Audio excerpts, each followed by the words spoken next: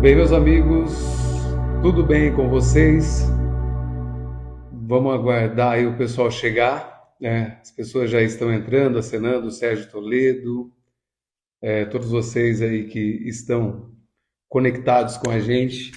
Daqui a pouquinho eu vou estar para o nosso bate-papo, mais uma vez, sobre Jesus, hoje falando do Jesus do ponto de vista mais espiritual, Jesus Cristo. Nós vamos estar fazendo esse bate-papo mais uma vez Agora sim. sobre esse personagem fantástico que é Jesus de Nazaré, e hoje a gente vai mergulhar em mares mais profundos, né, Fausto? Nós vamos chegar no Jesus Cristo, Jesus Isso, espiritual. Como é que isso. tá a conexão aí, Fausto? Agora ok. Tava pausando, agora voltou. Mas é chuva, né? Brasil. Bem Eu fácil. lembro que quase 6 anos atrás eu estive em Orlando, né? E você usa o Wi-Fi da Disney e faz chamada de vídeo excelente. Aqui no Brasil a gente tem essa dificuldade aí com a internet. Mas também. Legal, Fausto. Então, para a gente começar a falar desse personagem, obrigado pela audiência de vocês. Lembrando que nós vamos estar disponibilizando esse material pelo YouTube, pelas outras plataformas, vocês podem compartilhar, é um conteúdo rico, né? Muito rico. Vamos lá, então, Fausto. Na primeira live, falamos aí de toda a linhagem abraâmica de Jesus, desde Abraão, a chegada dele, criança, a sua educação, tanto por parte dos pais, a sua educação formal. Uhum. Começamos o início do apostolado de Cristo, né, no início ali de toda a sua trajetória. E o pontapé inicial, Fausto, de hoje, vamos tentar trazer já para a Semana Santa, que para o cristianismo, é a semana mais importante, mas uma semana muito rica do ponto de vista de ensinamento cristão. Jesus, ele escolheu ali os apóstolos, a gente vai trazendo um a um ali o perfil, né? E ele foi meditar, ele se refugiou por um tempo antes da vinda dele para a cidade, para a gente começar a partir desse ponto. Sim, sim. Jesus ele assume, né, um protagonismo no meio, vamos dizer, o caldeirão estava pronto, né? Israel tinha sofrido, né, o povo de Israel tinha sofrido a questão do cativeiro da Babilônia, depois o cativeiro dos assírios, os outros povos ali Conexão todos do Fausto. perseguindo. Agora Oi. voltou. Ah, sim. Não, voltou. E Deu uma travadinha aqui. tá, deu uma travadinha. Então, agora eles tinham acabado de se desprender, né, da influência grega e logo na sequência vêm os romanos e assumem ali. Então, os judeus esperavam muito o Messias, né? O Messias era o ungido de Deus, né? A palavra Machia no hebraico significa isso, ungido, que no grego é o Cristo. Cristo é aquele que é ungido, né? E no Antigo Testamento a unção era para o rei, para o sacerdote, né? E eventualmente para o profeta, né? E Jesus assume essas três funções, né? Ele é batizado por João Batista, seu primo em segundo grau, né? Um pouquinho mais velho que ele, no Rio Jordão. E ele assume um ministério, mas um ministério que já havia lá em Israel vários desses rabinos, os rabis, né? Os mestres que acompanhavam de seus discípulos. Na época de Jesus havia um ditado que o discípulo tinha que acabar o dia com a roupa cheia da poeira do seu mestre, né? Porque era muito comum essa questão de você acompanhar alguém que ensinava e acompanhar todos os passos, né? É diferente da educação formal que a gente tem hoje, que a gente vai para a escola, fica sentado, né? O ensino era basicamente prático, né? E Jesus faz esse ensino prático. E aos poucos ele vai se revelando e vai se assumindo como o Messias, né? Talvez o Evangelho de João, que é a pessoa mais próxima de Jesus de todos, né? E Jesus tinha 70 que sempre estavam ali perto, na verdade 120 ao redor, 70 mais próximo.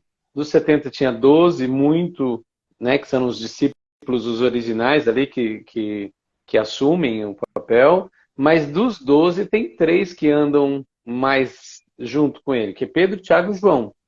Pedro é o líder, né? É o cara carismático, o cara explosivo, muito intuitivo. Você tem Tiago e João, que Jesus chama eles de Boanerges, né? Dá um apelido, né? Que o Pedro também é um apelido. Pedro é pedra, né? É rocha. E o nome dele era Simão. E João e Tiago eram conhecidos como filhos de Zebedeu, né? Bar Zebedeu, né? No hebraico. E Bar é filho, né? Filhos de Zebedeu. E Jesus coloca de Boanerges, né? Os filhos do trovão. Porque Deus, ele foi trabalhando um pouco o caráter desses dois. Mas João é dos evangelhos, dos três evangelhos, né? Dos quatro evangelhos, a gente fala que tem três que são sinóticos, né? Que são a mesma ótica, que é Mateus, Marcos e Lucas, com enfoques diferentes, mas eles olham do mesmo jeito para a história de Jesus. João não. João é o que gasta mais tempo falando da Semana Santa. João é o que fala que Jesus se revela, eu sou o pão da vida, eu sou a água viva, eu sou o que sou, eu sou. Né? Ele se assume como Messias de uma maneira mais nítida, mas é porque João era aquele que viveu mais próximo de Jesus, então ele poderia falar isso, porque ele ouviu de Jesus isso. Então é aí que se dá esse contexto. A Semana Santa é riquíssima mesmo, como você disse, né? Começa com Jesus entrando em Jerusalém no Domingo de Ramos, né?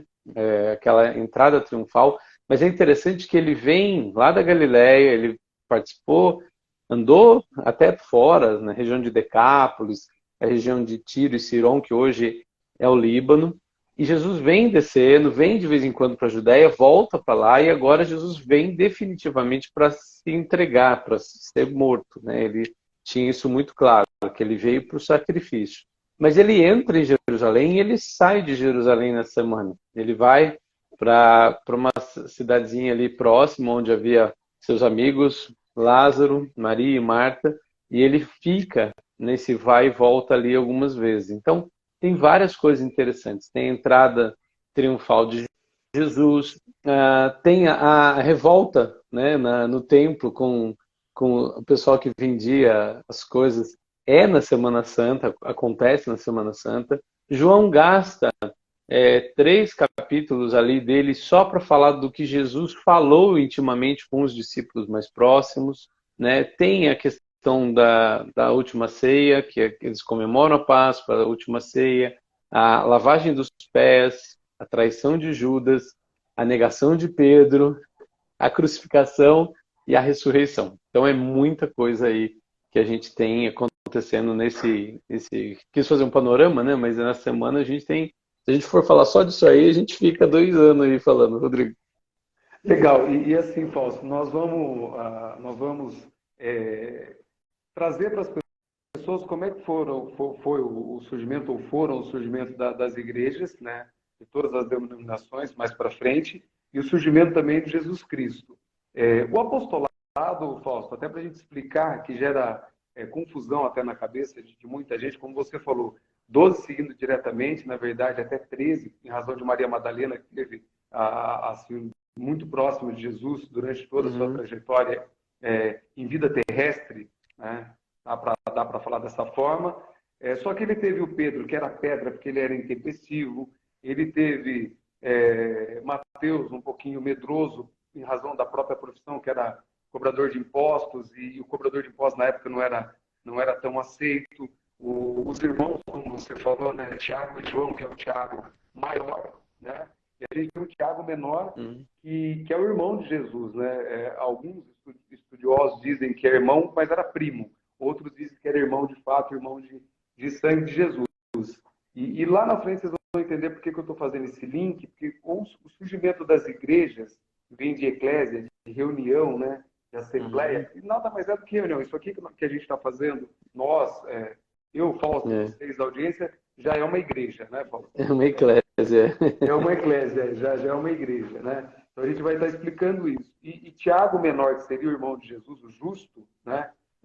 Ele é colocado por alguns historiadores como um dos pilares principais para o surgimento das igrejas aí, tradicionais, né? Por exemplo, vindo a igreja católica depois.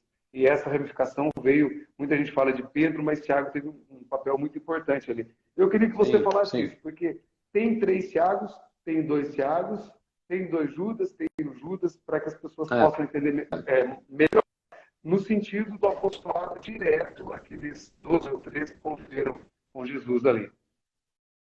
Eu acho que são 3, Thiagos. Só para complicar, eu acho que são 3. É a minha opinião pessoal, pelo que eu estudo, pelo que a gente lê, mas tem gente que acha que são dois. Na verdade, dos 12 discípulos, né, que são os principais, eles são importantes, a gente tem relatos na história, mas é claro que a nossa visão ocidental, ela é muito influenciada por aquilo que Lucas escreveu, né? Lucas é quem relata, né, sobre a história de Jesus, que faz o Evangelho e escreve sobre os Atos dos Apóstolos, que é o livro na sequência dos Evangelhos, e ele vai focar muito em Pedro e na sequência em Paulo, né? Então a gente tem uma herança muito grande desses dois seguidores de Jesus. Mas todos eles foram importantes e cada um teve o seu caminho diverso, né? A gente não sabe exatamente como é que foi todos os caminhos, a gente não sabe todas as informações. Judas, haviam 2 Judas, né? O Judas Iscariotes, e esse nome Iscariotes é relacionado à cidade que ele morava, que provavelmente era dos discípulos um dos mais cultos, um que tinha habilidade financeira, né? A gente acha que Judas, a gente sempre vê do lado da traição, mas com certeza era alguém que aparentava ser muito confiável para todo mundo confiar nele, porque não é assim, o pessoal escreve depois, né, que já aconteceu a traição, fala, aquele que ia traí-lo, aquele que ia traí-lo, porque para eles ficou uma coisa muito marcante, né, alguma pessoa próxima deles que traiu a Jesus. Mas, na época não, na época que eles conviveram, Judas era um cara confiável, porque todo mundo levava o dinheiro para Judas, né? E tem Judas Tadeu, né? Que é o outro Judas. Quanto a Tiago, existe o Tiago, o filho de Zebedeu, filho de João. Tem um outro Tiago, né? Que também aí tem alguns que acham que é o primo de Jesus ou o irmão de Jesus. Mas existe o Tiago que surge na igreja, que é o chamado irmão de Jesus, né? Pelo menos na versão evangélica protestante, a gente interpreta como irmão, que é quem escreve a carta de Tiago, né? A epístola na Bíblia, a epístola de São Tiago, é escrita por esse irmão de Jesus, que é um dos líderes da igreja, né? Que em Atos, o primeiro Tiago, irmão de João, ele é assassinado, ele é o primeiro mártir da história, né? Dos discípulos, ele é o primeiro a ser assassinado. E daí surge esse outro Tiago, e Paulo fala isso numa das suas cartas, que ele esteve em Jerusalém com Pedro e com Tiago, irmão do Senhor. Ele fala assim, ele era referência, acredita-se que ele tenha se convertido mais para o final do ministério de Jesus, ou mesmo depois da morte de Jesus, mas é ele um dos pilares, exatamente por esse parentesco familiar, né? E é uma figura importante na história da igreja. Então, a igreja vai surgir a partir, depois da ressurreição de Jesus, a partir desse testemunho. Tem que lembrar que quando Jesus é crucificado, os discípulos todos se dispersam, né? O único que aparenta estar na cena, mas aparentemente um pouco de longe, é João. Os outros discípulos todos somem, né? Pedro nega Jesus, né? Quando ele está sendo preso, tal, 3 vezes ele nega, e isso é um fator importante na vida de Pedro. E depois que Jesus ressuscita, ele aparece a Maria Madalena, ele aparece a algumas mulheres, ele aparece depois aos discípulos, primeiro num domingo em que não estão todos, não está presente, Tomé duvida, e depois na outra domingo todos eles, e ele é visto por cerca de 120 pessoas, né? Após a sua ressurreição, até que ele é levado aos céus. E é a partir daí que surge a igreja cristã, né? Que era uma igreja só, uma igreja única, né? E daí vai se disseminando, aí existe a perseguição e eles vão se disseminando, primeiro ali na Judéia, depois em Samaria, e como Jesus mesmo já tinha dito que ia ser até os confins da terra, e vai disseminando. E depois, com o passar dos anos, cada igreja vai tendo a sua característica, vai tendo o seu jeito, e aí vão surgindo as questões relacionais do ser humano, as questões até políticas, e isso atrapalha um pouco aí, e daí começam a ter divisões, e a gente pode falar sobre isso mais. Então, Fausto, a gente contou um pouquinho da história desse apostolado, das pessoas que seguiram diretamente Jesus, ele escolhendo, conforme eu coloquei na última live, pelo coração, né? Ele capacitou os escolhidos, né? Ele não escolheu os capacitados. Então, Pedro, Isso. intempestivo, entre outras figuras, Natanael, enfim, tem personagens bem interessantes ali ao longo da Uhum. história. O próprio Tiago, o Justo, enfim, são vários seguidores de Jesus que o acompanharam durante o ministério da passagem dele em vida aqui. Aí tem toda a temática, Fausto, que Jesus ele colocava da seguinte forma, que ele não era revoltado, ele era um revolucionário. Ele foi contra tudo e todos, né? As pessoas que receberam ele no domingo de Ramos, saudando, aclamando Jesus, entre aspas, foram os mesmos que pediram a crucificação, né? Os religiosos da época fizeram questionamento Uhum. e colocaram ele numa Uhum. sinuca de bico frente a Pilatos, e Pilatos lavou as mãos pedindo a condenação daquele que se dizia ser o rei dos judeus. Só que um reinado bem diferente do que eles imaginavam para a época, né? Sim, bastante, bastante. São várias questões aí que você levantou que são importantes, né? A multidão tem essa necessidade do Messias, mas quando Jesus entra como o sujeito, que é o profeta, que traz cura, que traz libertação, que fala de Deus de uma maneira como ninguém vê, eles veem assim, puxa, é fantástico e é ele o Messias, né? Mas ele não tinha exército, não tinha estrutura, não tinha nada disso. Então, essa entrada é guardada e é relatada nas Escrituras, né? O profeta Miqueias tinha falado, né, que haveria de Belém, Efrata, haveria o descendente de Davi, e fala também do jumentinho, que o rei ia vir montado pelo jumentinho e tudo. E ele entra em Jerusalém, e essa porta hoje ela é fechada, mas os judeus esperam a volta do Messias, que ele vai entrar naquela porta, que hoje está fechada, né, exatamente por ali. Então, a gente nota que há cumprimento de várias promessas do Antigo Testamento na vida de Jesus ali. Mas é isso, o Jesus revolta os religiosos, já que ele já afrontava com muita... única classe de pessoas que Jesus, se realmente fazia embates assim fortes, era com os religiosos, né? Exatamente porque eles não deixavam, eles eram cegos e guiavam cegos, como Jesus diz, né? Eles eram sepulcros caiados, ou seja, por fora eles aparentavam ser muito bons, mas por dentro estavam cheios de ganância, de mesquinharia, de avareza, né? Tanto que há um comércio dentro do templo, mas é um comércio baseado na fé dos outros, e Jesus se revolta com isso.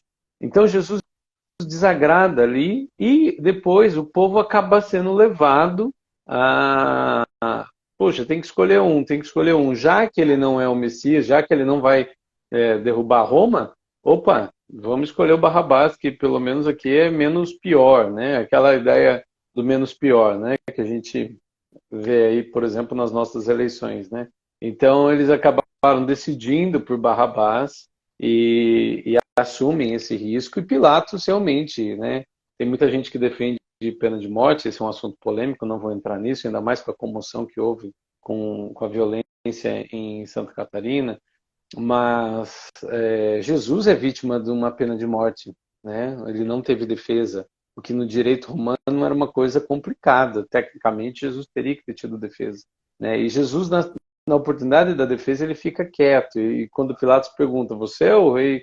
Ele falou, meu reino não é desse mundo, né? Ele estava pensando numa coisa espiritual, uma coisa transcendental, e não essa coisa material que era o sonho dos judeus. Então, nisso, Jesus desagrada os judeus, desagrada os gentios que ainda não acreditam nele, desagrada os religiosos, desagrada o Roma, porque é um agitador, para Roma ele é um agitador, né? Então ele acaba sendo crucificado, que é uma morte extremamente dolorida, né? Das piores mortes possíveis para um ser humano é a tortura na forma da crucificação, Jesus morre relativamente rápido, mas da hora que ele é crucificado por volta das 9 da manhã e ele falece por volta das 3 da tarde, são só 6 horas, né? Que são 6 horas muito angustiantes, e que para a gente que é cristão, a gente nota que ele tinha o peso muito intenso do que estava acontecendo fisicamente com ele, mas também o peso da solidão dos amigos que o abandonam, o peso dos pecados, né? Isaías 53, o capítulo 53 do profeta Isaías, descreve um Cristo, um servo sofredor, que ele é moído pelas nossas transgressões, que sofre, leva sobre si as nossas dores, as nossas culpas, os nossos pecados. Então você imagina isso, né? A angústia de Jesus no Getsemane, antes da morte, é brutal. A ponto dele ter vindo para a morte, ele falar que ele vai morrer, que ele vai dar a vida pelos seus, mas quando ele ora ao Pai, ele fala: Senhor, passa de mim esse cálice, se for possível, passa de mim, porque o peso era muito grande, né? Então a gente vê com muita seriedade isso, né? Para o cristão isso é muito, muito sério. Não foi só Jesus que foi crucificado, milhares de pessoas no Império Romano eram crucificadas, mas até nisso há algumas coisas, né? A Bíblia fala que nenhum dos seus ossos seria quebrado, no Salmo, nenhum dos ossos de Jesus foi quebrado, porque quando demorava para morrer, eles quebravam as pernas, né, dos condenados.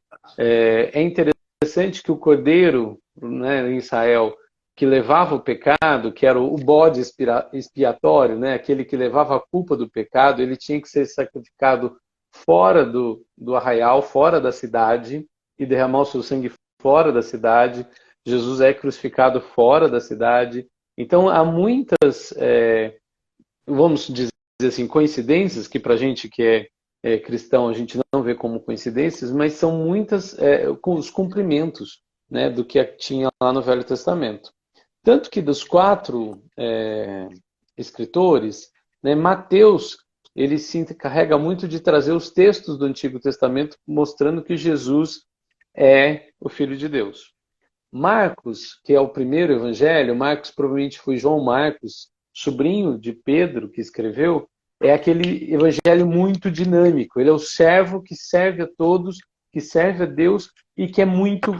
Jesus parece que não tem pausa no evangelho de Marcos, né?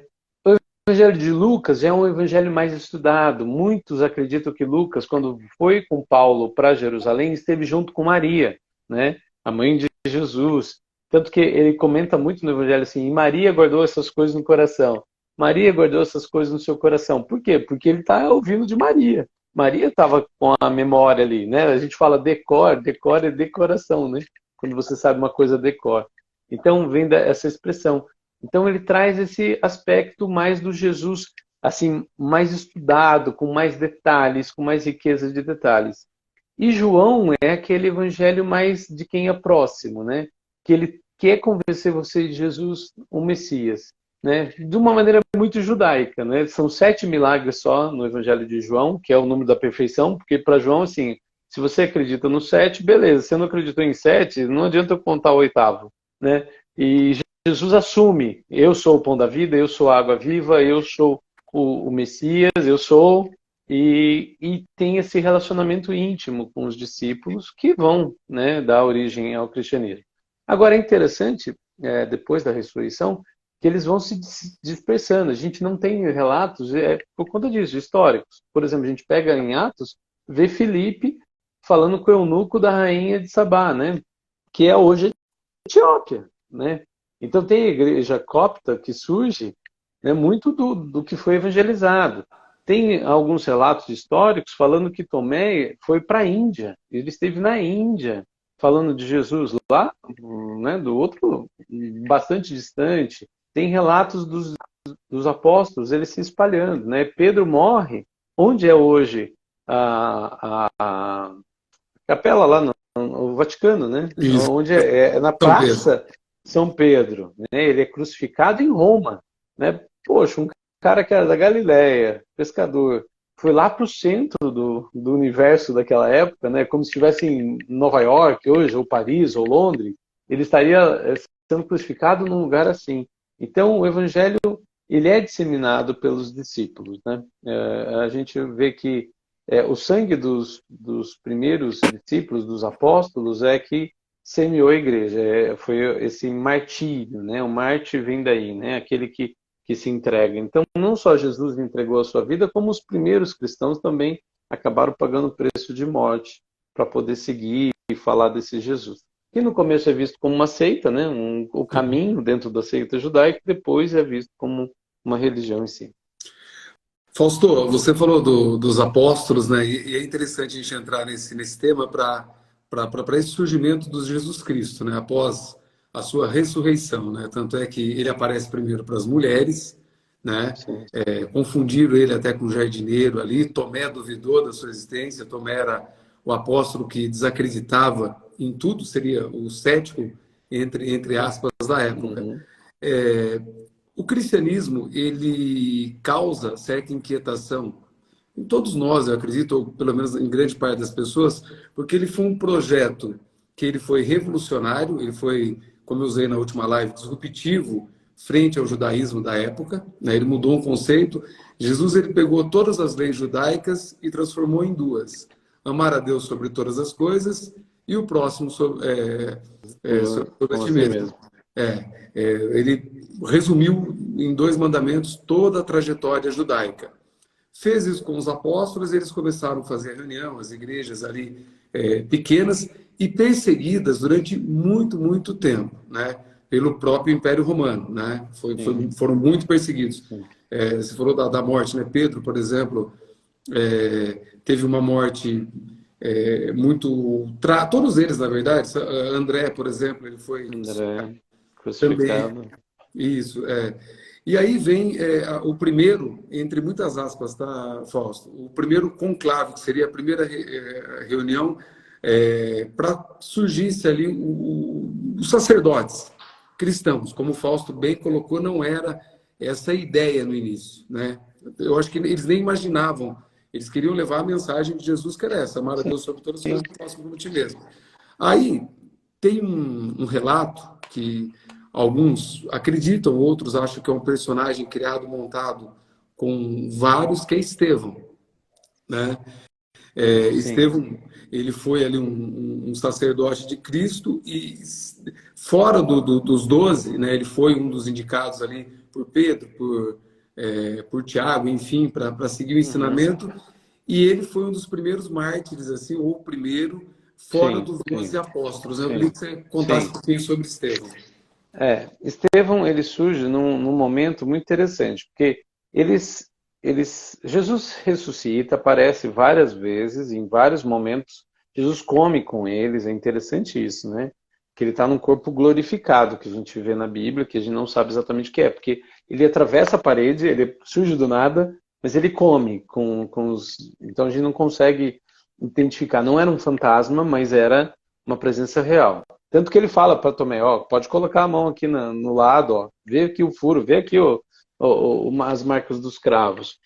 Mas, depois que Jesus vem, eles ficam em Jerusalém, escondidos, orando dentro muito provavelmente no mesmo lugar que eles tiveram a ceia, que alguns acreditam, né? Estava assistindo um documentário esses dias, que seja a casa da irmã de Pedro, lá.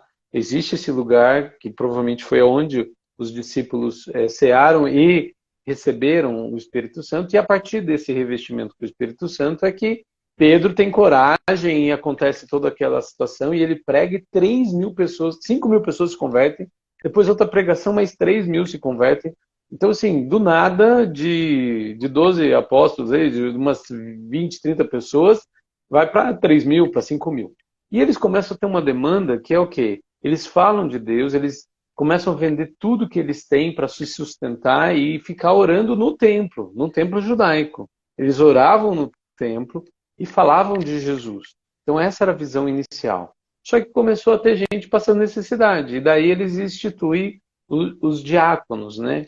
Que no grego significa aquele que serve, né? Aquele que é tipo garçom, seria mais ou menos, essa tradução não é muito bem perfeita, mas aquele que faz o braço pesado. E eles dividem, a primeira instituição sacerdotal é isso, que os discípulos, os apóstolos, né, eles eram chamados, o apóstolo é aquele que é enviado, ou seja, eles eram chamados para falar, para ensinar, para orar.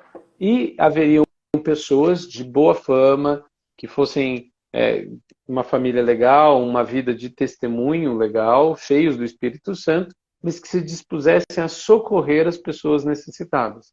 Então, Estevão surge desse grupo, né?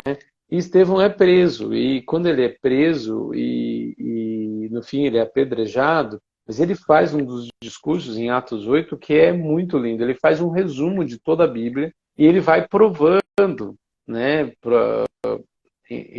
de maneira lógica, que Jesus é aquele que o Antigo Testamento falava. Ele vai citando, ele cita Abraão, ele cita Moisés, ele vai citando a lei, os profetas, as coisas que aconteceram com Jesus, que refletem aquilo que estava escrito no Velho Testamento. Mas isso irrita demais a cúpula religiosa, e eles matam Estevão apedrejado. E entre as pessoas que estão assistindo Estevão ser morto, um deles é Saulo, né, que depois se converte e muda o nome para Paulo, né, e Saulo é uma figura depois que vai ser fundamental para a disseminação do evangelho no meio greco-romano. Por quê? Saulo ele era de origem judaica, da sua família, da sua mãe, mas ele tinha a cidadania romana, né, que nem todo mundo tinha naquela época. Então, provavelmente seu pai era romano, e ele é criado, né, aos pés de Gamaliel, que era um dos grandes ali da cúpula religiosa, um fariseu, né, muito, muito bem conceituado, ou seja, um teólogo. Então, Saulo tinha essa bagagem teológica, mas assiste à morte de Estevão. E a partir da conversão de Saulo, quando ele vai perseguir os cristãos em Damasco, né, que ele cai do cavalo, vem aí a expressão, né, caiu do cavalo, ele cai do cavalo, ele tem um encontro ao meio-dia com Cristo, e ele ouve a voz, ele vê um clarão, ele fica cego, e essa conversão é que dá o start para espalhar o evangelho para esse mundo não alcançado, e que depois Pedro, João, né, todos eles vão para lá. Pedro é morto em Roma, né, que é muito distante lá de Israel. João, na velhice, fica preso em Patmos, que é uma ilha na Grécia, né, hoje na atual Grécia. Então a gente vê que eles realmente andaram e viajaram o mundo levando essa mensagem, e começou, é o que você falou, realmente escondidos, pequenos. Eram igrejas que se reuniam em casas, então não havia lideranças eclesiásticas fortes. Haviam pessoas chamados presbíteros. Presbítero é aquele que é ancião, aquele que é velho, ou seja, aquela pessoa que seria, ou também chamado de bispos, né? Daí as igrejas foram mudando, cada ramo cristão chamou de bispo ou de presbítero, e não havia essa figura do pastor ou do padre, né? Mas havia algumas lideranças, claro. E a partir daí, com o passar dos séculos, que vai se instituindo, que vai tendo um local para se reunir, porque até o terceiro século, praticamente as igrejas se reuniam em casas, em cavernas, muitas vezes em catacumbas, né, em lugares escavados, em cemitérios. Enfim, era muito escondido, como ainda é hoje. A gente não pensa nisso, mas existe na China, na Índia, na Ásia, principalmente no Oriente Médio, há muitos cristãos se reunindo de maneira clandestina por conta de perseguição, né? Eu conheço alguns pastores que já tiveram em regiões assim, que realmente você tem que se identificar como outra coisa que não evangélico, senão você corre risco de morrer. Sim, porque o cristianismo, no seu surgimento, como a gente está colocando aqui, ele foi muito perseguido, né, Fausto? Extremamente perseguido pelo Império, por tudo, né? Aí a gente está mais ou menos, né, 70, 80 depois de Cristo. Quando surgem os evangelhos, né? Isso, quando surgem os evangelhos. Eles começam a ser escritos ali 60 e pouco depois de Cristo. Por quê? Porque essas pessoas tinham visto tudo o que aconteceu com Jesus, mas já estavam anciãs, já estavam ficando velhos, e a tradição oral estava passando, mas tinha que espalhar para mais gente. Daí foi a hora que começaram a codificar. Então tem gente que faz a crítica, mas escreveram o evangelho depois que Jesus existiu. Mas, por outro lado, em termos históricos, isso é muito próximo. É como se a gente estivesse falando, por exemplo, das diretas já, e a gente vivenciou isso quando criança. Mas tá no nosso DNA ali, o que a gente percebeu, o que a gente sentiu, a morte do Tancredo, enfim, a morte do Ayrton Senna, são relatos que a gente pode fazer, porque a gente vivenciou, né? Então, é ali que surgem os primeiros evangelhos, né, que vão se espalhando, e as cartas, né, porque Paulo começa a plantar várias igrejas, e Paulo é o grande, a pessoa que mais escreve depois, e ele escreve essas cartas que depois vão ser reunidas como um cânon, né, como alguma coisa sagrada. É interessante, Fausto, você falar das cartas de Paulo, quando ele fala carta aos Coríntios, carta aos Filipenses, ele estava escrevendo como se a gente escrevesse carta à população de tal cidade, carta à população de Isso, tal cidade, as isso. cartas de Paulo. Saulo de Tarso, então, ele estava ali quando Estevão foi morto, né? Talvez até um dos mandantes, ou ele fazendo parte ali dos soldados romanos, do centurião romano, né? Paulo de Tarso, ele perseguiu os cristãos durante muito tempo, até ele ter a revelação, como o Fausto bem colocou, em Damasco, né? Quando Uhum. caiu do cavalo, literalmente, ficou cego e Sim, a visão voltou para uma visão mais espiritual. E ele foi junto com Pedro, com Tiago e com São Agostinho na frente, um dos alicerces, né? sim, Os sim, que estruturaram a igreja. Aí, Fausto, nós vamos sim. caminhar mais um pouquinho, vamos avançar mais um pouco, porque nessa parte da história houve muita perseguição, muitas mortes. O cristianismo ele foi extremamente perseguido. Dá para a gente fazer uma live relacionada só nesse sentido. Só que essa queda de braço ao longo do tempo, o Império Romano viu que ele estava perdendo força, né? Ele foi perdendo força, ele foi perdendo aderência, ele viu que as pessoas começaram a seguir essa mensagem de Jesus, que eu coloco mais uma vez, amar a Deus sobre todas as coisas do próximo como a ti mesmo, porque a gente consegue resumir desse jeito a mensagem Uhum. de Sim. Cristo. E quase, mais ou menos, século 3 ali, 300 anos após a morte de Cristo, o Império Romano acaba aceitando o cristianismo. Eu queria que você entrasse nessa seara também, Fausto. Aí a oficialização, né? A instituição da religião como império que vem com o imperador Constantino, né? A sua mãe, né? A mãe de Constantino, ela se converte de uma maneira bastante intensa e ela quer conhecer Jerusalém, enfim. E a partir dali, o império já estava, né, em declínio e a força do cristianismo foi desenvolvendo e nisso ficou interessante, né? E é esse processo que você acaba tirando a perseguição, mas por outro lado foi sendo havendo um certo sincretismo, né?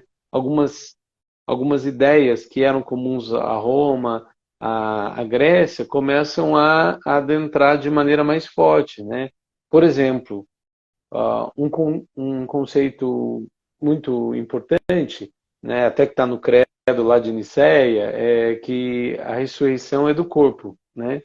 Por quê? Porque para o judeu e para Jesus, o corpo, a alma e espírito, daí depende, né? Tem pessoas que pensam em corpo e alma, tem gente que pensa em corpo, alma e espírito, mas são uma coisa única, né? Então haverá a ressurreição do corpo. Jesus estava em corpo. E surgem os gnósticos, né, que pensam que não, que Jesus era um fantasma depois. Ele morreu e eles viram um fantasma. E João começa a combater isso, falar que quem fala que não viu, que Cristo não vive em carne e osso é porque é o anticristo, né? Mas nesse contexto começa a haver algumas miscelâneas, algumas misturas. Por exemplo, a data de nascimento de Jesus. Era uma coisa que até então ninguém se importava, o importante era o que ele tinha feito, o que ele falou, o seu sacrifício, que é o fundamental na história, e a ressurreição. Mas aí começa a pensar, mas quando que ele nasceu? Quando que foi? E daí começa, não, vamos pegar a festa do solstício lá em dezembro e vamos fazer essa festa ser o nascimento de Jesus, né? Que era uma festa, existia a festa de Saturno, existia a festa do Sim, Sol, enfim, são unificados algumas coisas e nisso há uma certa miscelânea, né? Então a gente vê que os primeiros 2, 3 séculos o cristianismo é relativamente muito puro, é muito do que estava acontecendo. Agostinho é dessa época, né? E você vê uma certa manutenção das ideias, né? E depois, quando se oficializa, começa a haver mudanças e isso vai se disseminando. Daí há uma institucionalização, existe a construção dos templos, né? O clero, né? Que vai aparecendo e vai se instituindo. Então, é bem interessante a gente olhar para esse momento histórico, porque há uma mudança de chave, né? E depois a igreja vai se tornando uma fonte de poder, né?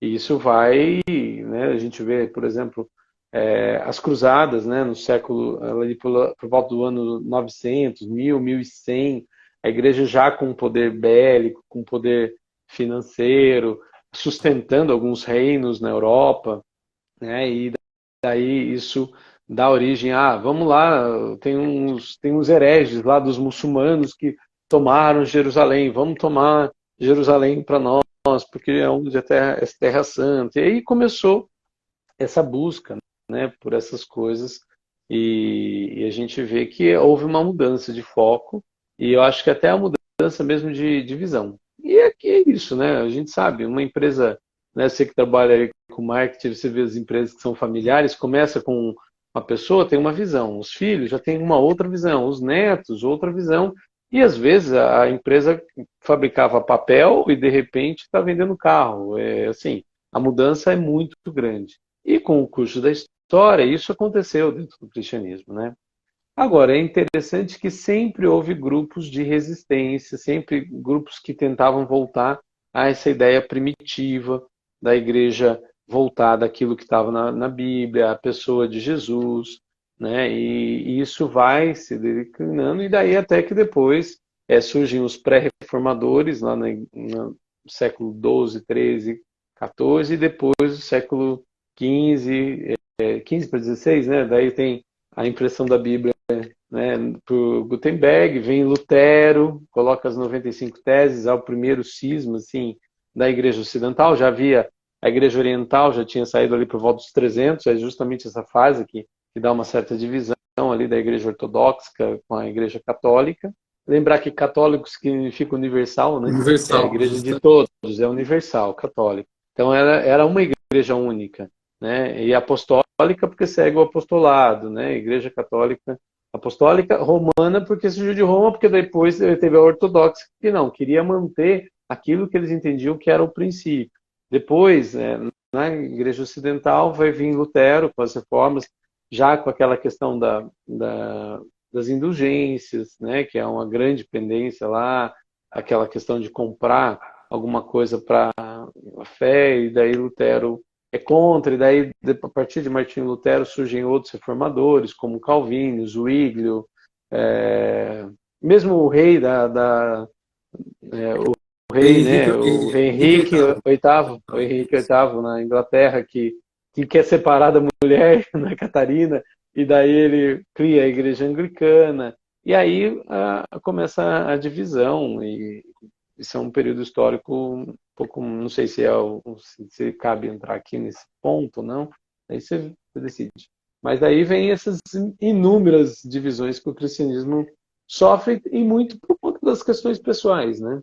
Eu falo que o que nos divide é muito menor do que o que nos une, mas a gente se apega no que nos divide, né? Se a gente pegar o credo de Nicéia, como a gente estava comentando antes de pensar na live, né, pessoalmente, aquilo que a gente crê em Deus Pai Todo-Poderoso, Criador do céu e da terra, né, em Jesus Cristo, seu único Filho, nosso Senhor, isso é essência.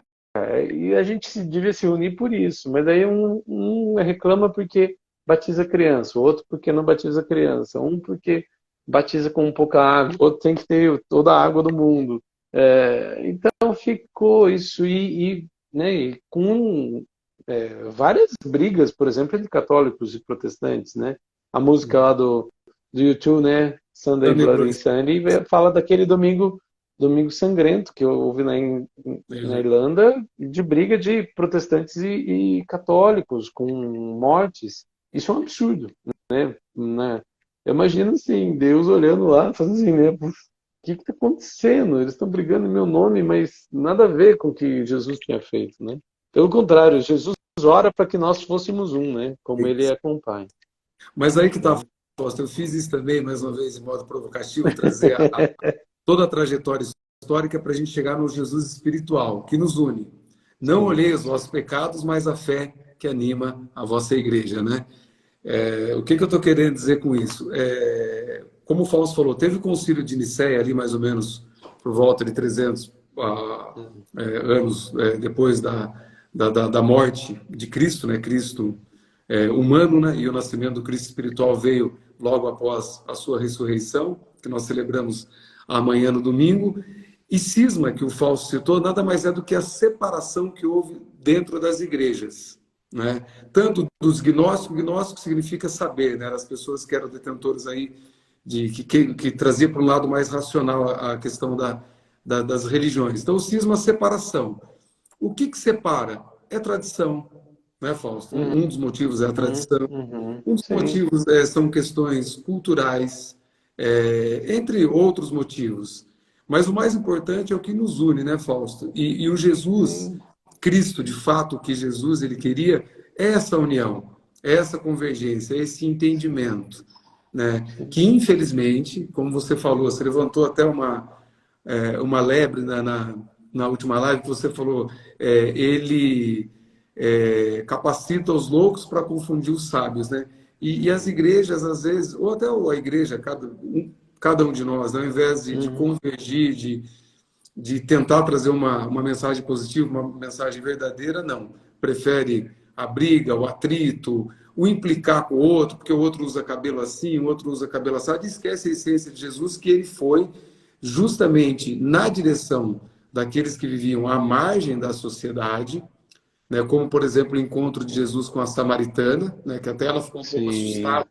quando ele chegou a conversar com ela. O próprio Pedro, quando Jesus ele chegou e foi converter ele, enfim, ele foi buscar a margem da sociedade. E muito das igrejas, quando eu digo igreja, templo hoje, ela afasta. Ao invés dela acolhendo, ela prefere olhar torto, ela prefere achar que dentro da fé dela ela está coberta de razão, talvez no coração dela sim, mas e ela esquece da verdadeira essência de Jesus, né, Fausto? Sim, é muito interessante porque Jesus ele cumpre a lei, né? Mas ele extrapola a lei, né? Ele fala assim, porque o pessoal queria apedrejar a mulher porque ela era adúltera. E Jesus expande e fala assim: se você olha com olhar impuro, você já está adulterando no sua mente.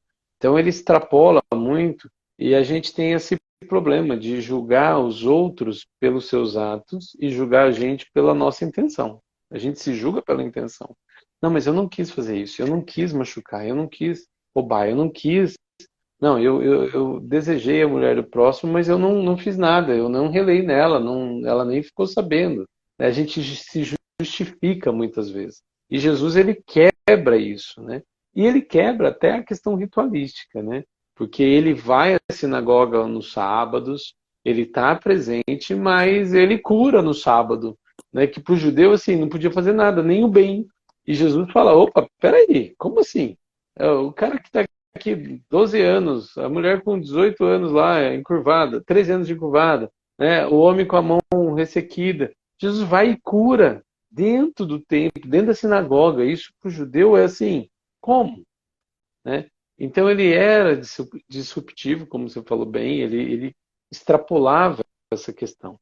Eu acho que assim, tradições, dogmas, né, aquilo que a gente acredita, são importantes Então, como embasamento de fé? Sim, são. E cada um tem sua preferência. E isso é muito bom, porque a gente não precisa se amoldar. Por exemplo, né, é uma coisa que uma vez a gente estava conversando, que você falou que uma coisa que te comove é a questão da procissão, né? E para mim já não faz muito sentido. Mas graças a Deus porque tem isso. Você pode ir lá no Corpus Christi percorrer a procissão e beleza. E não vai abalar minha fé por conta disso, ou achar que você é mais pecador ou menos pecador por conta disso. Esse é o problema, né? A gente não deve olhar para julgar o outro. Jesus disse isso muito claro, né? Mateus 7:1. Não julgueis para não serem julgados, porque com a medida que vocês julgarem, vocês serão julgados. Então, Paulo fala sobre isso também nas suas cartas. Ele fala assim, ó, se você não come carne por conta de algum propósito com Deus, alguma coisa, tudo bem, agradeça a Deus e come lá os seus vegetais. Mas se o outro aqui come carne, você não vai ficar julgando ele, deixa ele comer. E se você que come carne, você sabe que vai comer junto com o outro que não come, e isso vai enfraquecer a fé do outro, não coma carne perto dele, agradeça e come o vegetal com ele. A gente precisava dessa tolerância, essa visão mais tolerante, né? Eu acho que isso falta muito, né? É muito interessante a gente ver que o pessoal julga, né? Ai, fulano é evangélico e de repente estava lá na missa. Poxa, mas às vezes é alguém que faleceu, quer dar um apoio para a família. Poxa, é um ato de fé, é um ato de solidariedade. Jesus faria isso.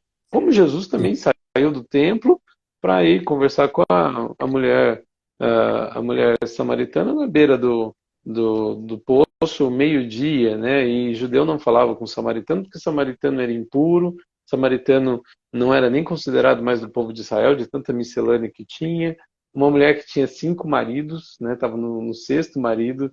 Então, assim, é o julgamento, né? A gente leva muito para essa questão pessoal de julgar, e Jesus não tinha isso. Jesus, pelo contrário, se preocupava com o ser humano que estava ali, dentro daquela carcaça ali, e ele ia resgatar aquela alma, né? Eu acho que a gente tem que olhar assim, amar o próximo como a si mesmo, é isso aí, né? Procurar olhar o outro com as suas necessidades, suas crenças, suas aceitações, suas dificuldades, e amar e corresponder e saber que todos estamos debaixo do mesmo céu e a chuva vem para o justo e para o injusto, como Jesus disse, né? O que cada um vai prestar contas é da sua vida com Deus, e isso é o que importa, né? Sabe que é muito interessante também, Fausto, na Semana Santa, né? Que é a semana mais importante para os cristãos, né? Muita gente fala assim do ponto de vista de tradição, né? Vamos respeitar a tradição também.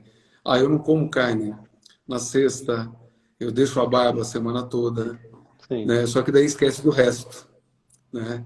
Ele deixa de se alimentar, mas esquece do alimento espiritual. Isso eu estou dizendo de um modo geral. E uma vez eu ouvi, Fausto, de um reverendo, normalmente é o líder de igreja anglicana, né? Uhum. Ele virou e falou assim: Sim. será que Jesus caminharia conosco se ele voltasse hoje? Ele, como líder religioso, tá? Ele fez esse questionamento. Na sua opinião, será que ele caminharia? Será que ele iria para as igrejas hoje, Fausto? Difícil essa pergunta. Eu acho até que como ele no judaísmo ele ia à sinagoga, eu acho que ele entraria assim em várias igrejas nossas, mas ele faria algumas coisas que a gente provavelmente queria expulsá-lo. Exatamente por isso, porque ele andava com pessoas complicadas, né? Esses dias mesmo estava pregando aqui, né, na igreja evangélica Itaí, entrou um sujeito bêbado, né, mal cheiroso, o pessoal acolheu, e eu falando, pregando, e ele respondendo, porque você faz pergunta retórica durante uma mensagem, e ele respondia em voz alta. E daí eu vi que a galera já se aproximou perto. Eu falei, não, deixa ele, deixa ele. Daí depois ele estava com fome, alguém providenciou, comprou um lanche, deram um banho, deram um lanche, daí até ele saiu, mas ele pôde ouvir um pouco da mensagem. E é isso, eu acho que Jesus teria esse olhar de trazer o bêbado, trazer o prostituto, trazer todo mundo para ouvir a palavra. Ele não tinha essa questão do preconceito que nós temos, né?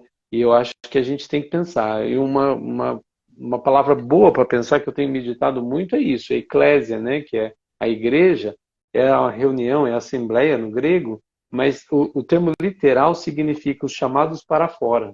Então, chamados para fora, não é para dentro. E a gente vê que o meio religioso tende a levar a gente para estar dentro. Claro que é bom, né? É preferível, por exemplo, você estar na missa com o seu filho do que você estar num bordel com o seu filho, né? Isso não tem nenhuma diferença, não tem nenhuma dúvida sobre isso. Porém, a ideia não é ser chamado para ficar o tempo todo, né? Não é todo mundo que tem chamado para ser monge, para ficar afastado das pessoas. A maioria de nós é chamada para fora, para a gente o testemunhar esse Jesus na vida, nos seus atos, né? Eu gosto muito né, de Francisco de Assis, de uma situação que contam, né, uma história, não sabemos se verídica, provavelmente sim, de um relato que ele saiu com o seu, o seu aprendiz, o seu discípulo, e falou que ele ia pregar, vamos pregar hoje. Saíram do monastério e saiu. E no fim eles saíram fazer compras, compraram as coisas que eles precisavam, andavam. Francisco falou com os animais, aquela coisa que tal, e depois voltou para. E o discípulo ficou assim, mas Senhor, nós não falamos do amor de Deus para ninguém. Daí tem uma frase que, né, atribuída a Francisco, que ele fala que não, pregue o tempo todo. Se necessário, use as palavras. Né? E eu gosto muito desse tema. Eu acho que assim, o chamado nosso para ser cristão é isso, é ser pregar o tempo todo. A gente falar e viver o amor de Deus, o amor, como a gente falou, amar a Deus acima de todas as coisas e ao próximo como a si mesmo. Esse amor tem que ser o tempo todo. De vez em quando vai ser necessário você falar, mas é de vez em quando que você vai pregar. O resto é atos, é atitudes, é amor, é carinho, é olho no olho, é abraço, é chorar com o que chora e se alegrar com o que se alegra. Né? Eu acho que esse é o chamado para o verdadeiro cristão. Tem uma frase também atribuída a Santo Agostinho que ele fala, né? Eu gosto muito dessa frase: não se sacia a fome lambendo pão pintado. Né? O que Santo Sim, Agostinho sim. quer dizer? Né? Que é evidente que as igrejas, do ponto de vista de tradição, elas são super importantes. Tanto eu quanto o Fausto, a Sim, gente não está trazendo a não importância disso, sim, são isso. importantíssimas. Porém, Sim, se você ficar se alimentando e não colocar em prática aquilo que você está vivenciando ou está aprendendo, não serve de absolutamente nada. E Santo Agostinho é um exemplo, dentro de sim, vários teólogos e santos, enfim, pelo catolicismo, que fez isso. Porque o Santo Agostinho, se a gente trouxesse ele para a realidade de hoje, ele era um vivan, ele teve filho fora do casamento, sem ele era um casar. maniqueísta para a época, porque existe aqui no Brasil, né, Fausto? O sincretismo religioso ele é muito vivo aqui no Sim, Brasil. O que, que seria isso? A gente sim. mistura tudo quanto é tipo de Tudo. religião, bota no caldeirão, tá tudo certo. Né? E o que faz parte da nossa cultura? E Santo Agostinho ele era maniqueísta. O que, que seria isso? Ele acreditava que existia o bem e existia o mal, né? Isso. Transitou por várias religiões até a conversão, e o livro dele, que é uma Sim. das maiores obras de Santo Agostinho, que é Confissões, né? Confissões. Confissões é um livro que eu acho que devia ser cabeceira, assim como a Bíblia, né? A gente fala do cristianismo, a Bíblia é o livro mais publicado no mundo, mas muita gente nunca leu. Claro que nem sempre a leitura é fácil, mas leia o Evangelho, leia pelo menos Mateus, Marcos, Lucas e João. Pelo menos isso, se ler bem, entender quem foi Jesus, já está excelente. Mas leia as Confissões de Agostinho é de uma riqueza e de uma transparência, né? Ele se abre, ele mostra seus pecados, ele confessa os pecados, ele Sim. confessa como Jesus é o Senhor, como que mudou a vida dele. É realmente, como diz um pastor batista, amigo meu, ele fala assim, é quase canônico, quase entra na Bíblia, o Confissões como mais um livro bíblico, porque é muito legal ler Confissões de Agostinho. E não só ele, né? Tem vários históricos, né? Tem Policarpo, que foi bispo de Esmirna, né? Que é uma das cidades que hoje é na Turquia. Policarpo é um sujeito que foi martirizado com mais de 90 anos, né? Ele morreu na fogueira. E eles queriam que ele negasse a Jesus a todo custo. E ele fala, não, como poderei eu negar a alguém que nunca me negou nesses 90 anos? E o cara morre na velhice, podendo, né, não ter essa morte cruel, e ele decide ser morto por amor a esse Jesus. Então tem vários históricos, né, dos mártires na igreja, que são muito, muito importantes. Mas não adianta só você ler, né? É aquilo que a gente está falando, vivenciar, né? Viver isso na prática, fazer a fé realmente a motivação, né? A Bíblia fala que o justo viverá pela fé, né? Através da fé. A vida nossa tem que ser através da fé. A fé, não que a gente vá fazer a pregação, como eu falei, o tempo todo, né? Aquela coisa de, eu sou chato, né? Proseliteísta, eu quero trazer todo mundo para a minha igreja. Não é isso, mas a minha fé deve transpassar a minha ética, os meus relacionamentos, a minha conduta como profissional, como um cidadão, como um morador, como um vizinho. Enfim, a fé precisa transpassar isso e eu acho que isso é importante a gente pensar na Semana Santa. Legal, Fausto. Então a gente está chegando ao final da live. Trouxemos aí Santo Agostinho, alguns personagens interessantíssimos da história. E eu vou trazer até alguns agora atuais, Fausto, que são bem interessantes, né? São vários assim, que trazem reflexões profundas, mas, por exemplo, o Ed René, que é um pastor que tanto eu quanto o Fausto a gente tem uma admiração pela colocação dele, a vivência dele, atual próprio Papa Francisco, as reflexões, ele procurar entender o contexto atual que a gente está vivendo, né, a atualidade, enfim. E o Ed René, numa entrevista que ele participou naquele programa Provocações da TV Cultura, fizeram um questionamento, né, para ele levantar algumas bandeiras que muita gente não concorda, é natural isso daí. Ele falou assim, eu aceito esse, porque Cristo aceitava. Mas ele falou, mas tal coisa que você está falando não é pecado? E aí ele respondeu, mas quem não convive com o pecado?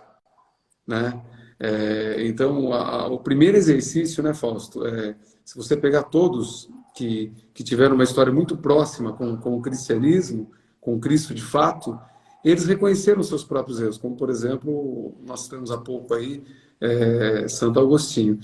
Então, obrigado, Fausto. A gente chega ao final, se você quiser fazer uma reflexão final. E só para fazer mais um parênteses aqui não é crítica às estruturas religiosas, muito pelo contrário, né? Muita gente se necessita estar dentro de um templo religioso para buscar uma conversão. Muita gente precisa rezar um terço para se converter, para ter Cristo perto, ou ir num culto, enfim, né? Não é essa a nossa reflexão, é no sentido de repente, você vai, você frequenta, mas você não vive aquilo na prática, né? É o extrapolar, é o chamar para fora. Que é o exercício mais difícil, né, Fausto? É mais difícil para nós, inclusive, é muito difícil. É isso aí. Sim, extrapolar. Por isso que o lugar mais difícil de você ser cristão é dentro da sua casa. A igreja Porque são as pessoas que te conhecem mesmo, a igreja doméstica, né? Então, você ser realmente cristão com a esposa, com os filhos, não é fácil, mas é esse o chamado, né? Chamado para ser cristão o tempo todo.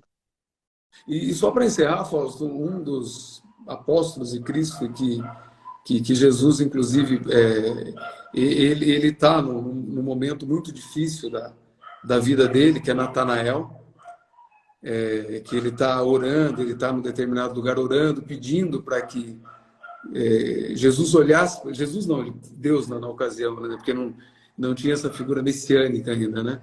Para que Deus olhasse para ele e ele naquele momento de desespero. Aí no encontro dele com Jesus, né? E ele questionador, Jesus via muita verdade em Natanael. E ele, no encontro, ele fala justamente isso. E ele provoca, no momento que você estava em determinado lugar, me chamando, eu estava olhando para você.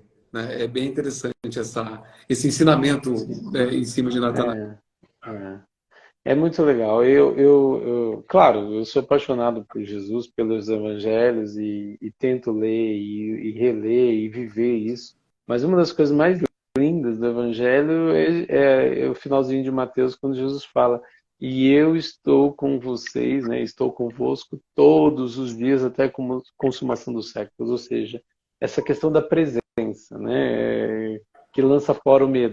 Né, que o verdadeiro amor lança fora todo medo, né? A gente pode não ter medo da morte, não ter medo do que vai acontecer, da condenação interna, porque Ele está conosco desde que a gente se propõe a segui-lo, e isso é fantástico.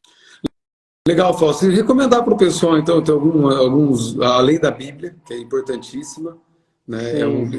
São livros ali, né? Um conjunto, o manual de instrução histórico e espiritual, tudo está ali, né? Basicamente falando, por uma vida legal. Mas a gente tem alguns, tanto eu quanto você, a gente gosta muito de literatura, enfim, para recomendar para o pessoal. O Rodrigo Alvarez, que foi um jornalista muito conhecido na Globo, ele tem um trabalho super interessante no TikTok, nas redes sociais, no YouTube, que ele conta toda a trajetória de de Eu Jesus tô olhando ver se eu acho o livro dele aqui, mas de pode falar. várias formas. Eu tô com um dele aqui, viu, Faustão? Só que eu tô com o Jesus Cristo do Alvarez aqui, ó. Tá. E tem Eu o tenho o Jesus. Jesus, Eu tenho o Jesus aqui. Fala É um livro bem legal, rapidinho muito bom. para a gente recomendar. Então, o Rodrigo Alvarez é um cara que ele descreve de vários pontos. O C.S. Lewis, que o Fausto até me presenteou com um dos livros dele, que ele escreve Sim. o Evangelho Puro e Simples. O C.S. Lewis, na época da guerra, o noticiário na TV e no rádio, na verdade, era só porradaria, só falando de guerra. E eles convidaram para ele fazer um programa de rádio falando do cristianismo. E a partir dele veio Uhum. vários livros, é bem interessante.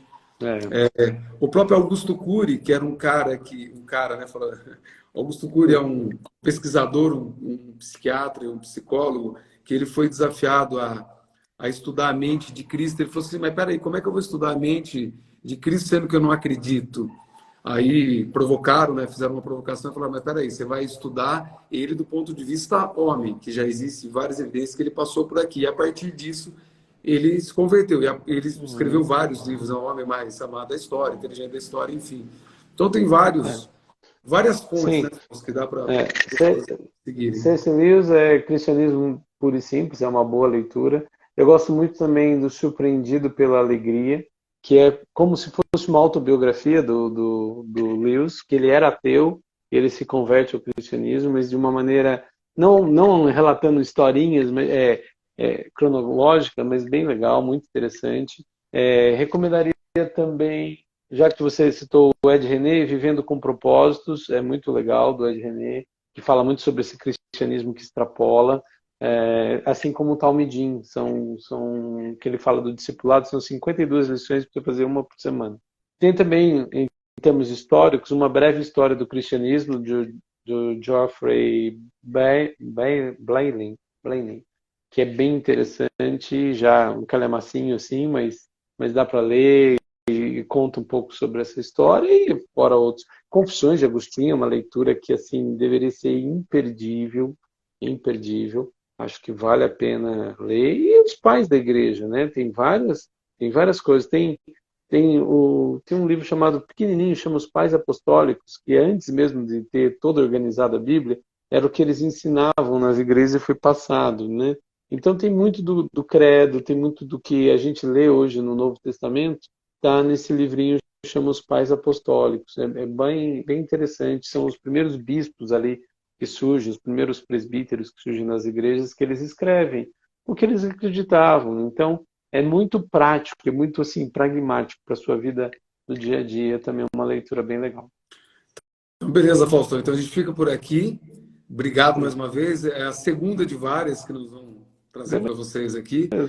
A live, ela vai ficar depois, eu vou subir no YouTube, no Facebook, enfim, a gente vai distribuir para vocês.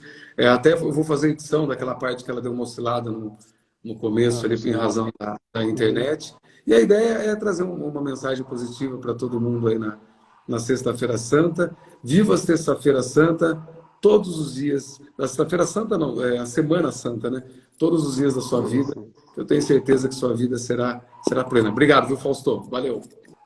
Eu que agradeço. Um abraço a todos.